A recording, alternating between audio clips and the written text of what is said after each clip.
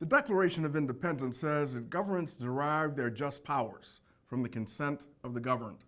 That's a fancy way of saying that politicians work for us, and they have an obligation to look out for our best interests.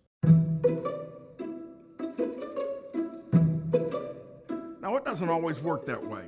The wealthy few can exert their influence to get the policies they want, even with little public support. But often, democracy prevails.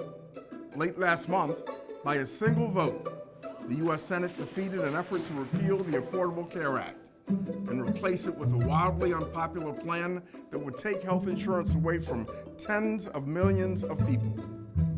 But democracy only prevails when concerned citizens demand it through direct action. For months, folks across the country turned out in droves for town hall meetings with their elected representatives. But the fight on health care isn't over. And there are other issues, like the federal budget, that demand action and attention.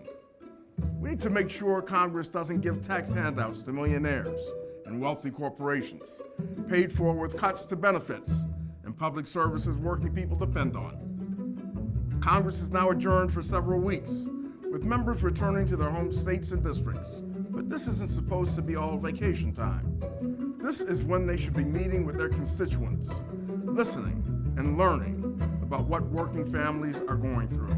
That's what they're elected to do. That's part of the job.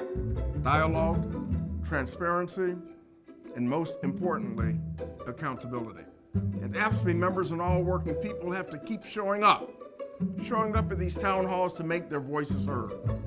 That's how we make change, applying pressure, demanding answers, and turning up the heat. That's democracy in action.